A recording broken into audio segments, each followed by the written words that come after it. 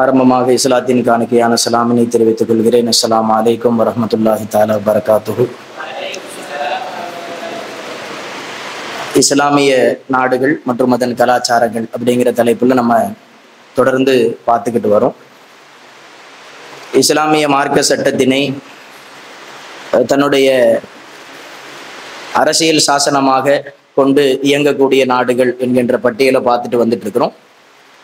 அதுல ரொம்ப முக்கியமான ஒரு நாடு, கிட்டத்தட்ட நமக்கெல்லாம் நம்ம வேலை தேடணும் அப்படின்னு சொன்னா உடனே நம்மளுடைய மனசுக்கு வரக்கூடிய ஒரு நாடு என்றால் அந்த நாடு தான். அதே போல் வாழ்வில் ஒரு முறையாவது என்ன பண்ணிடணும், போயிட்டு வந்துடணும் அப்படின்னு நம்ம நம்மளுடைய கனவாக நினைத்து தினம் தினம் இயங்கக்கூடிய, எப்படியாவது போயிட்டு வந்துடணும் அப்படின்னு இயங்கக்கூடிய ஒரு நாடும் இந்த நாடு தான்.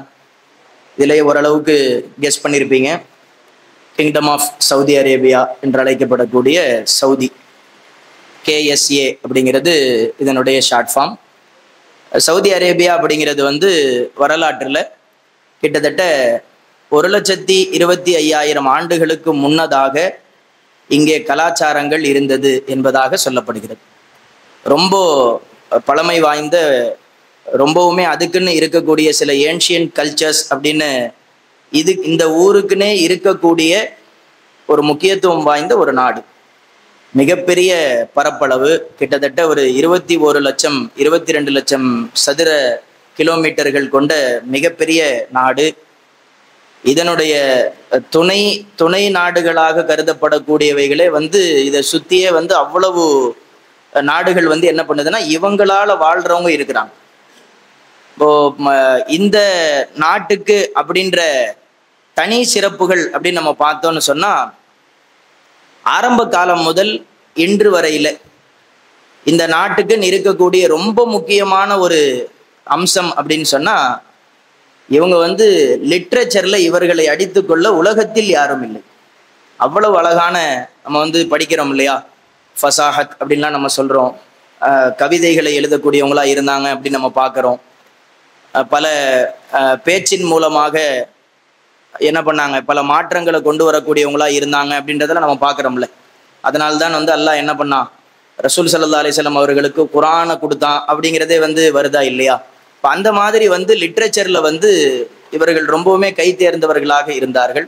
பெருமானார் ஸல்லல்லாஹு அலைஹி வஸல்லம் அன்னவர்களுடைய வருகைக்கு பின்னதாக அப்படி மொத்தமா என்ன பண்ணிருதுன்னா இந்த நாடு டோட்டலா அப்படி இஸ்லாமிக் கண்ட்ரியா அப்படியே சேஞ்ச் ஆயிடுது. நமக்கு அந்த வரலாறுகள் ஃபுல்லாவுமே நமக்கு தெரியும். ஃபத்தஹு மக்காவுக்கு பிறகு ரசூல் ஸல்லல்லாஹு அலைஹி வஸல்லம் மதீனா, மக்கா, அதன் சுற்று வட்டாரங்கள் மொத்த பகுதிகளையுமே பெருமானார் ஸல்லல்லாஹு அலைஹி வஸல்லமுடைய கண்ட்ரோல்ல இஸ்லாமிய நாடாக அதற்கு முன்னதாக ரசூல் ஸல்லல்லாஹு அலைஹி வஸல்லம் அவர்களுக்கு முன்னதாக அங்க ஏகப்பட்ட எத்தனையோ சமூகங்கள் வாழ்ந்திருக்கிறார். எவ்வளவோ பேர் வாழ்ந்துட்டு போயிருக்கிறாங்க. நான் நபிமார்கள் அப்படின்னு பார்த்தா இங்கே நபிமார்கள் அப்படின்னா இஸ்மாயில் அலைஹிஸ்ஸலாத்து வஸலாம் அவர்களும் பெருமானார் ஸல்லல்லாஹு அலைஹி வஸல்லம் அவங்களும் மட்டும்தான். இதுதான் அல்லாஹ் அனுப்பிய 2 நபிமார்கள். அவங்க தான் இந்த ஊருக்குன்னு பிரத்யேகமாக அனுப்பப்பட்டவர்கள். அதே போல சவுதி அரேபியா அப்படிங்கிறது அன்று முதல் இன்று வரையில அதனுடைய கொஞ்சம் கூட தங்களினுடைய அந்த சிறப்பு மாறாமல் அப்படி என்ன பண்றாங்கன்னா மெயின்டைன் பண்ணிக்கிட்டு வராங்க. இன்னை வரைக்கும் அரசாட்சி முறை தாங்க, டெமோக்ராட்டிக் நம்மள மாதிரி அமைப்பு இல்லை, அரசாட்சி அமைப்புல இருக்கிறாங்க. சல்மான் அப்படிங்கிற மன்னர் என்ன பண்றார், அங்க ஆட்சியில இருக்கிறார். அவருடைய மகன் மிக முக்கியமான பொறுப்புகள்ல என்ன பண்றாங்க, இருக்கிறாங்க. இப்படி இருந்துகிட்டே வருது. மிடில் ஈஸ்ட் கண்ட்ரிஸ் அப்படின்னு அழைக்கப்படக்கூடிய அந்த நாடுகள்ல சவுதிக்குன்னு ஒரு தனி சிறப்பு உண்டு. ஏன்னா மிடில் ஈஸ்ட் கண்ட்ரீஸ்ல எக்கனாமிக் குரோத்தை பொறுத்த மட்டில 2வது மிகப்பெரிய பொருளாதார நாடாக சவுதி இருக்குது.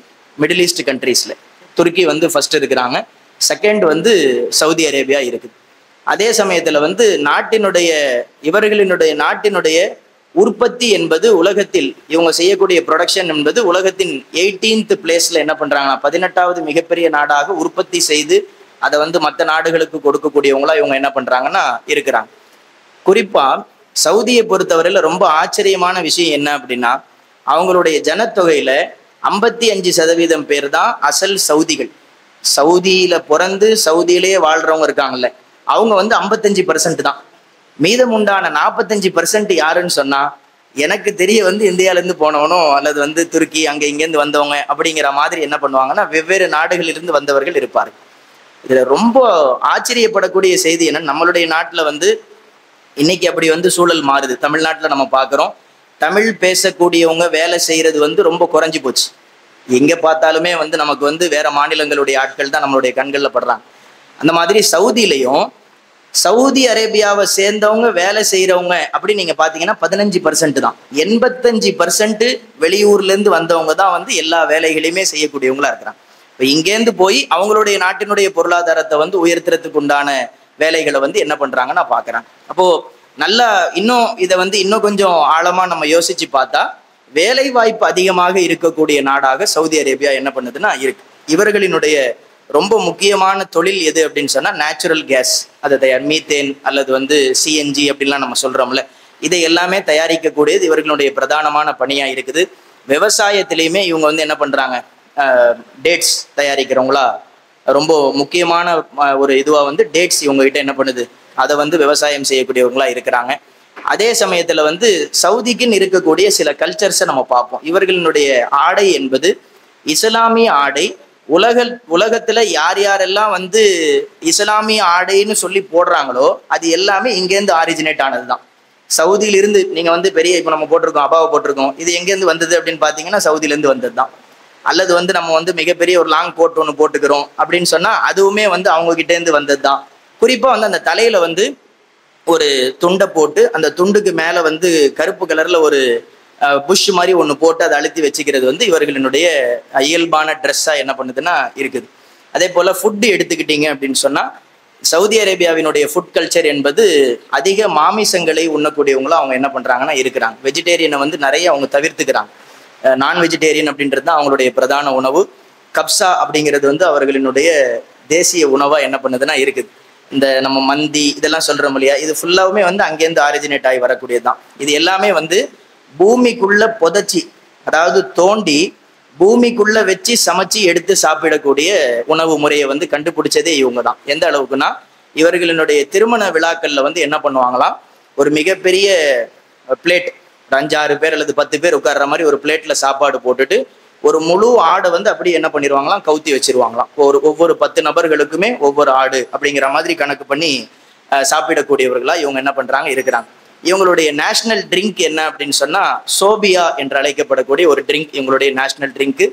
அது என்ன அப்படின்னு சொன்னா தேங்காய் பால்ல பார்லி கஞ்சி இருக்கு இல்லையா, அதை கலந்து சர்க்கரை மற்றும் வெண்ணிலா எசன்ஸ் போட்டு கலந்து குடிக்கக்கூடிய ஒரு ட்ரிங்க். இதுதான் வந்து நேஷனல் ட்ரிங்கா இருக்குது. இது இல்லாம காவா என்று அழைக்கப்படக்கூடிய ஒரு ட்ரிங்க்கும் என்ன பண்றாங்க இவங்க குடிக்கக்கூடியவங்களா இருக்கிறாங்க. இவங்களுடைய ஸ்போர்ட்ஸ் அடிப்படையில பார்த்தா இவங்களுக்கு வந்து ஃபுட்பால் ரொம்ப பிடிக்கும். அதனுடைய உச்சம் எந்த அளவுக்கு இவங்க இருக்கிறாங்க அப்படின்றத மட்டும் சொல்லிட்டு முடிச்சுக்கிறேன். நான் மெசேஜ் வந்துருச்சு. அந்த ஃபுட்பால்ல வந்து எவ்வளவு உயரத்துக்கு எவ்வளவு தூரத்துக்கு இவங்க போறாங்க அப்படின்னு சொன்னா சமீபமா ஒரு 3 வருஷத்துக்கு முன்னாடி அல் நாசர் எஃப்சி அப்படின்னு சொல்லி ஒரு அணியை இவங்க என்ன பண்ணியிருக்கிறாங்க. அவங்களுக்குள்ள ஊருக்குள்ள விளையாடக்கூடிய ஒரு டீம், அது வந்து ஒரு தேச டீம் இல்லை, நேஷனல் டீம் இல்லை. அந்த டீம்ல வந்து ரொனால்டோ எப்படியாவது எடுக்கணும்னு எடுத்திருக்கிறாங்க. Cristiano Ronaldo. அவருடைய சம்பளம் எவ்வளவு தெரியுமா, ஒரு வருஷத்துக்கு 1630 கோடி ரூபாய் கொடுத்து அவர் என்ன பண்றாங்கன்னா அந்த விளையாட்டை வந்து ஹயாத்தாக்கணும், அந்த விளையாட்டை வந்து விளையாட வைக்கணும் அப்படிங்கிற அளவுக்கு அவங்க என்ன பண்றாங்கன்னா இதுல வந்து ஆர்வம் செலுத்தக்கூடியவர்களாக இருக்கிறார்கள். நாம வந்து சவுதியினுடைய ஒரு பக்கத்தை வந்து எப்பொழுதுமே நம்ம பார்க்குறோம், போனோம் காபத்துல்லா, அதே போல வந்து மஸ்ஜித் நபவி அப்படின்னு நம்ம பார்த்துட்டு என்ன பண்ணிடுறோம் வந்துடுறோம். ஆனா வந்து நம்ம அறியாத பின்னாடி இருக்கக்கூடிய எத்தனையோ விஷயங்கள் வந்து என்ன பண்ணுது இருக்குது. கார் ஓட்டுறதுல வந்து இவங்களை அடிச்சுக்கிறதுக்கு ஆளே கிடையாது. ஏன்னா வந்து இவங்க கார் வந்து 4 வீல்ல என்னைக்குமே ஓட்டவே மாட்டாங்க, 2 வீல்ல தான் ஓட்டுவாங்களாம். 2 வீல் வந்து சைட்ல தான் இருக்கும் அப்படின்ற மாதிரி இவங்களுடைய வரலாறு அந்த கல்ச்சர்ஸ்ல போட்டா இது ஃபுல்லாவுமே என்ன பண்றாங்கன்னா எழுதுறாங்க. அந்த அளவுக்கு வந்து இஸ்லாமிய நாடு நல்ல வளத்துடன் செல்வத்துடன் நல்ல வளர்ச்சியில இருக்கக்கூடிய ஒரு அமைப்பு. அதே சமயத்துல வந்து இஸ்லாமிக் ட்ரெடிஷன்ஸை வந்து ஃபுல் அண்ட் ஃபுல் கண்ட்ரோலா ஃபாலோ பண்ணக்கூடிய, தொழுகை நேரம் வந்துருச்சுன்னா மொத்தமா கடை அமைப்பு ஃபுல்லாவுமே க்ளோஸ் பண்ணிட்டு அல்லது வந்து அப்படி விட்டுட்டு தொழுகைக்கு போகக்கூடிய அமைப்பு, மற்ற இபாதத்து போக்குவரத்து எல்லாத்தையுமே சரிவர செய்யக்கூடியவர்களாக இருக்கக்கூடியவர்களாக நம்ம பார்க்கணும். அல்ஹம்துலில்லாஹ். அல்லாஹு ஜல்ல சுப்ஹானஹு வ தஆலா இதே போல் இருக்கக்கூடிய மற்ற நாடுகள் அவர்களினுடைய கலாச்சாரங்களை தெரிந்து கொள்ளக்கூடிய நல்ல வாய்ப்பை எனக்கும் உங்களுக்கும் தந்தரல் புரிவானாக. வாஹிரு தாவானா அல்ஹம்துலில்லாஹி ரப்பில் ஆலமீன். அஸ்ஸலாமு அலைக்கும் வரஹ்மத்துல்லாஹி தஆலா வபரகாத்துஹு.